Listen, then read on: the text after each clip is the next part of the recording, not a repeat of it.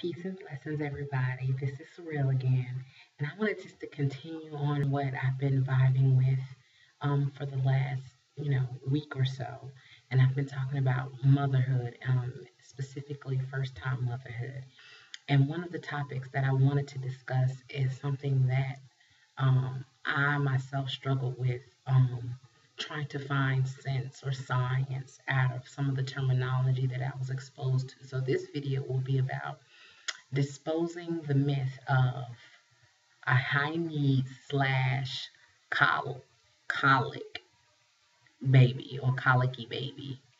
They usually use those terms interchangeably. If you have a colicky baby, usually you have a high needs baby. And so I'm doing this video in a different environment. I actually went to my university. I'm a graduate student, and I actually went to the university, did a little bit of studying in the medical research department of trying to find some science, also medical science, on the terms that they use for us mothers to try to describe our babies and some of the issues that we have with our babies. So the first one I'm going to discuss is colic. And pardon me if I look down and look up. If you notice from my previous videos, I'm very type A. I'm very meticulous. I like to write down things, any research that I've gathered, and then look down at it so I can quote it correctly. And then give you the names of the people who might have said it or the research that you can do for yourself. Because like any wise person, if somebody tells you something, you should automatically, to me, go do research on your own and try to find solutions for yourself. Okay, so let's talk about colic. First of all, colic is the terminology that is usually given to a condition where babies, or especially newborn babies, between the newborn age and 4.5 months, cry incessantly. Okay, so that's what colic supposedly is. And first of all, I've done some extensive research. Went to the New England Journal of Medicine. I went to the Mayo Clinic website. I've done some research here on campus from top-notch pediatricians, and some for medical students from UNC Chapel Hill's library using JSTOR and typing in the word colic.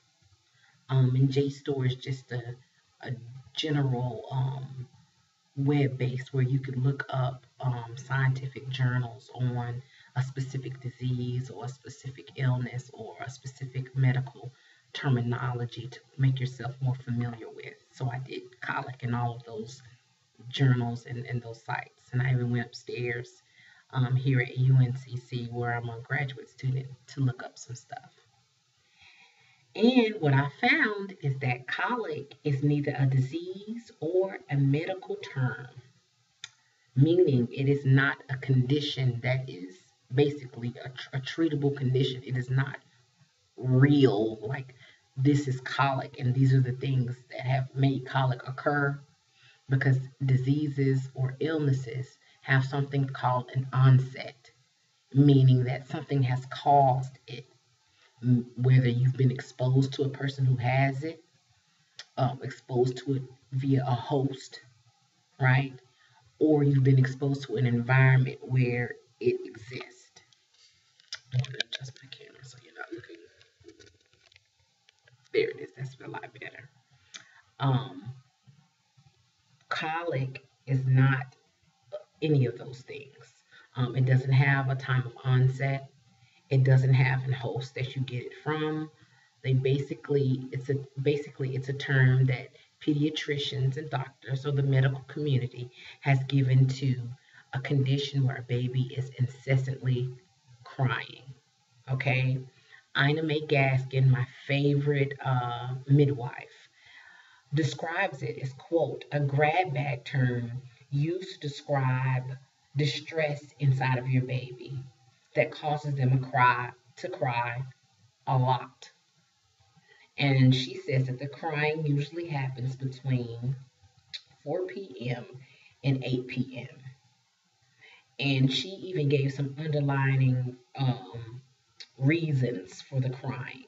Now, one thing I like about Anime Gaskin is that not only does she use medical terminology in order to be correct, but she offers women some solutions. Like I've said in my previous videos, my child was a crier. She cried incessantly. So when I talked to my pediatrician, she said that she had colic. I went to go do some research and I couldn't find anything that would cause colic. Is it something that's in utero that causes colic? Is it something that I've done, our environment that might have caused the colic? What can I do to cure the colic? And what I found is that there is no cure because it's not a disease or an illness. It is just basically a condition when your child's crying. And the first thing I want moms to understand is that babies cry.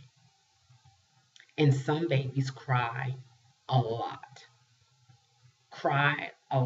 and some of them cry from morning till night. You are not alone. You are not crazy. It's not anything wrong with your baby. You just have a baby that cries incessantly. Now, Ina May Gaskin goes down a list of some of the reasons, and it made a lot of sense to me, of why babies cry incessantly.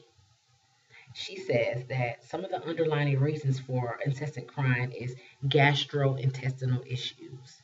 And maybe your doctor or your pediatrician will talk to you about that.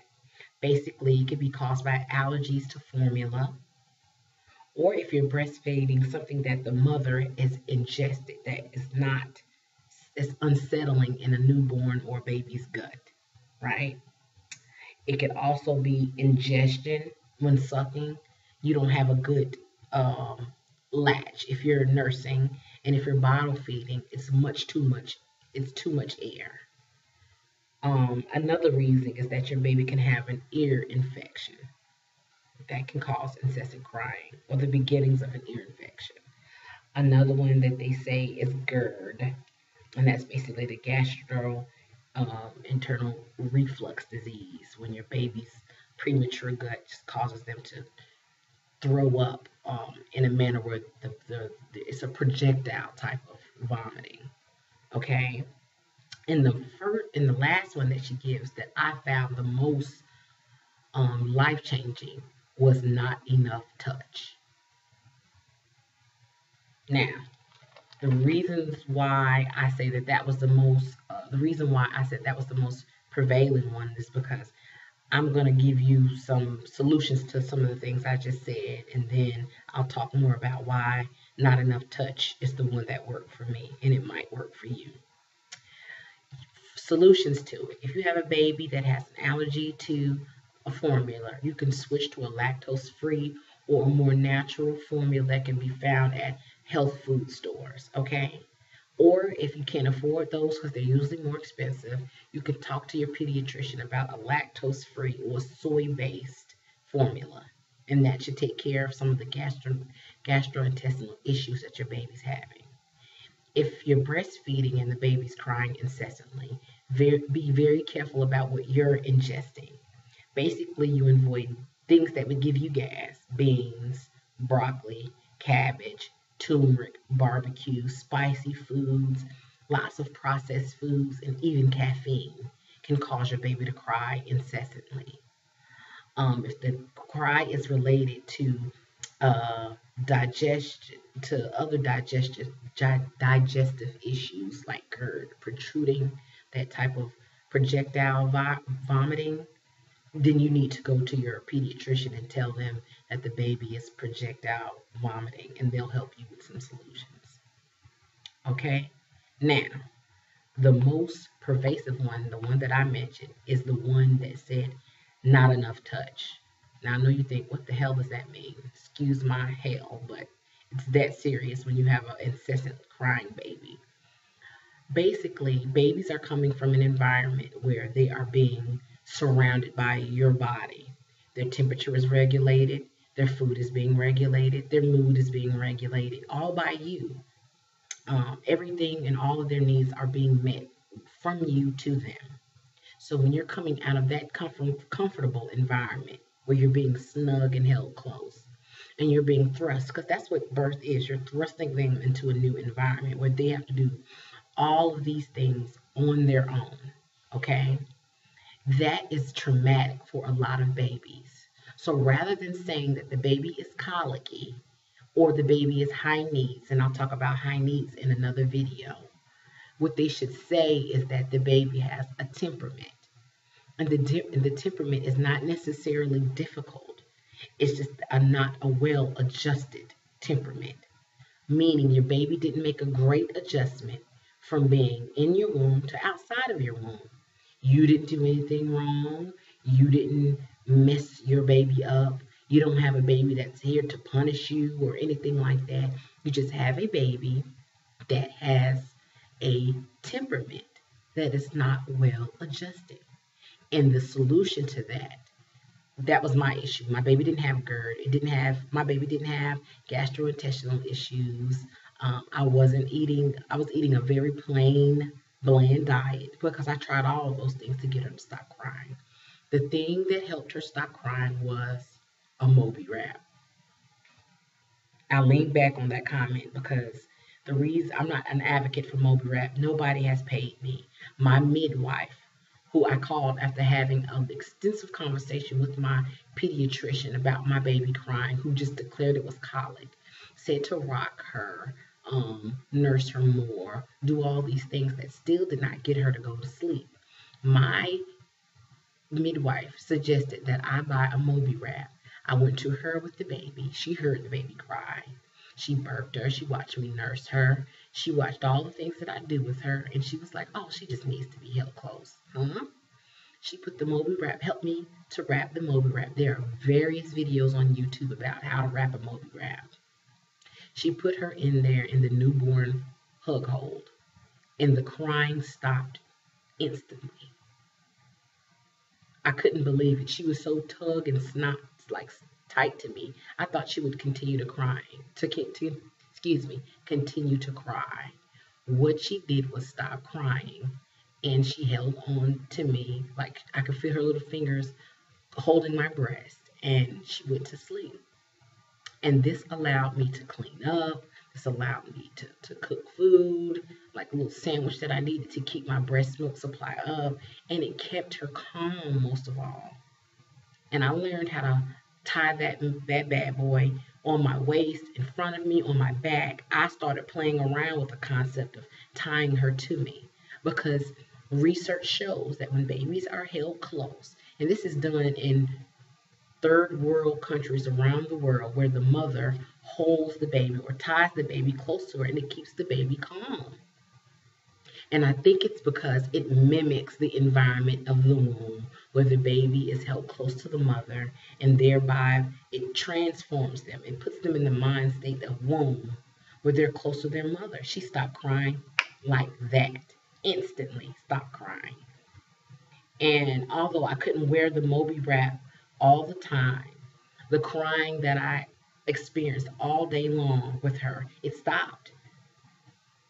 And it wasn't a hassle to wear her because I wanted to be up, and she was up. And then when I had her, she was quiet and sleeping in that Moby wrap until she was old enough, to me, psychologically old enough to sleep train.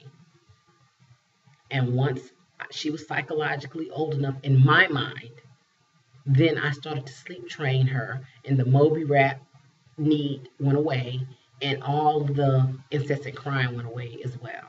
Okay? I know this video is a little long, but I just want moms to know that colic is not a real illness or disease. And a lot of times it has various solutions. It's usually either gastrointestinal, you can have an ear infection, the baby can be ill, but most of the time, in my case, it was because she needed to be held close. And that can be solved with the Moby wrap. Okay? This is me honestly telling you what it was.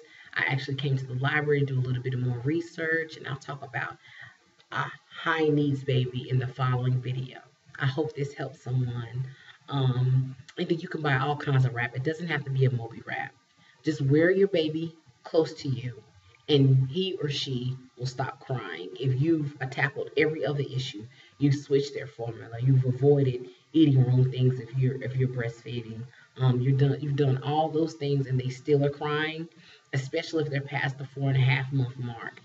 I would suggest wearing them. Okay? Peace and blessings, and happy motherhood.